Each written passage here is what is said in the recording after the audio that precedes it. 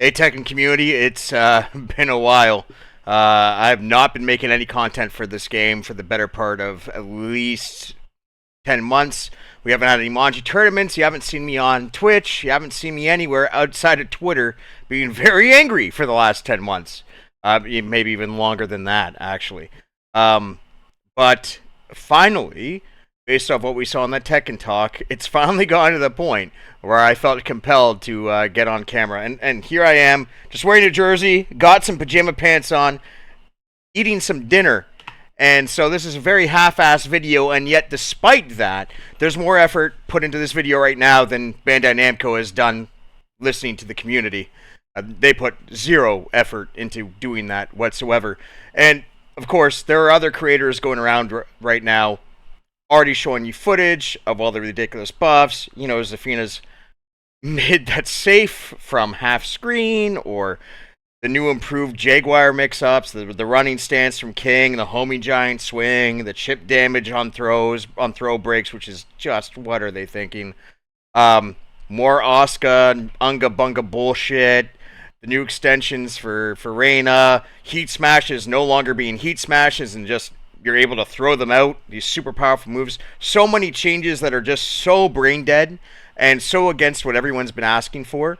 But the one thing that I want to address is the why this has happened, right? Because I see a lot of people in the community, they have been bewildered as to how could the dev team be this brain dead? How could they be this tone deaf? How could they not listen to us? We've been telling them all these answers. We've been telling them what we want. Even the most optimistic Tekken 8 enjoyers, right? I was always told, you can check my Twitter, I've been bitching about this game nonstop. Maybe a little too much, but I've been on the front lines of negativity here, and I've been confronted multiple times with people saying, well, Season 2, they'll tone things down. They'll, smooth out the quirks. It will be a more defensive game as time goes on. And I've never bought that. And, the actual patch notes, yes, sure, the patch notes are potentially on the way, and maybe we're going to be eating crow and everything will be magically fixed. But I think if that were coming, I feel like they would have shown us at least some little tidbit in the Tekken talk of like, and by the way, if you're looking for defense, here's a couple examples, which they really didn't do at all. The reason why we're in this position is because there's a fundamental misunderstanding as to how this Tekken game is coming together. Obviously, traditionally in fighting games, it's always been a grassroots meta. When a fighting game comes out, it's on the players to basically make the game play the way that they want it, right? And it's interesting, if you saw Harada's post, where he talked about how he just wanted to add some personality to Brian, and Brian's taunt was never supposed to actually be used as an offensive cancel move. And he just put it in for fun, and he freaked the fuck out once he saw that people were doing things like taunt jet upper and whatnot.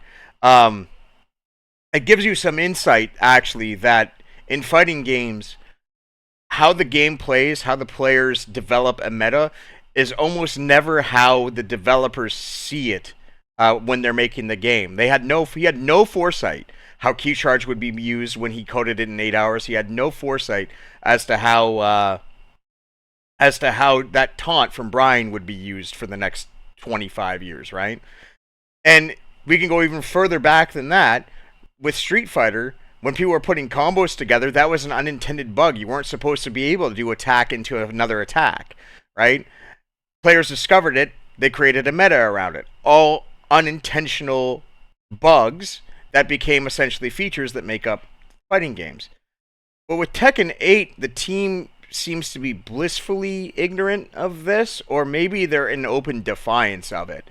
I can't really tell which one it is, but they have made it clear since beta and all the IGN previews, and you can go back to IGN's channel and you can verify the things I'm about to say, that they have been all about aggression. One of the previews, they once actually said that they had created the heat system around this concept of limiting Tekken movement as much as possible. They don't want us to backdash. They don't want us to be able to sidestep consistently. They might be saying now that they're going to try to allow us to have a little bit more lateral movement, but again, you can't move when like you're -5. You just can't move. So maybe they don't know about that. I wouldn't be surprised if they don't know the ins and outs of their games at this point. But they developed this game very much with the idea of you're going to stand there and you're going to be forced into the situation of taking an attack and then having to attack back. And that back and forth is just what they want to see. They want to see us swinging. And that's the fundamental flaw with this game. And the reason why I personally don't have any hope, the reason why I've been so vocal about it, is because the edict is coming top down. They are telling to us from the moment that they pitch this game is going to play aggressive. You're going to play it this way, right? We want you to play it this way. We're going to add mechanics into the game that will force you to have no other play style than this play style. And when we look at the homing giant swing, right? What do you see from that? They don't want us to break throws. They want us to go on hard reads. They want us to take more risks. They want us to try and duck a throw instead of break a throw. Why? Because when you break a throw, right, it allows you to turtle up more. If you have good throw breaks, then your reward for that, as Eris once pointed out back in the Tag 2 days, the rewards for good throw breaks is that you get to turtle in a more perfect manner. You get to stand guard more often and force the opponent to have to low poke you. But if the throws start chipping you out, if the throws can now track you when you're trying to walk it and limit your options, now you're going to be forced into a pseudo 50-50 situation because you're not always going to be able to take that chip damage comfortably on those breaks. You're going to want to be compelled to duck sometimes, and that's more aggression. That's more of an active response that they are trying to coax out of us because, again, they want to control how we play. That's not how it was in the past, but that is what it is now. And so long as these developers continue to do this, this game is forever going to be in defiance of our feedback because they want this game to play a certain way. Even in the Evo video, the Evo preview for Season 2, 3 or 4 days ago now, they told us that while they hear the veterans and while they hear the calls for defense, they are not willing to compromise the core concept of aggression. So as long as that continues to be the case, you will not be heard, right? So we need to use our voices to get out there, criticize this game, maybe cut your playtime if you really can't stand it, because that is something they pay attention to.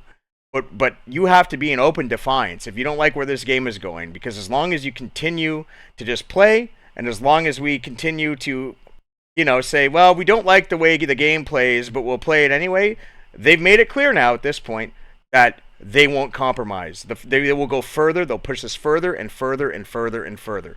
They think they have all of the hardcore players in their back pocket, and they think that they can control the way that we enjoy Tekken. I think that we should put an end to that, personally. And to be honest, the next time I see them trying to push a fucking 500 pair of dollars sunglasses on us, I'm going to lose my mind. Before I take off, Frame Whisperer, man, you were fucking right. All right, take care, everyone.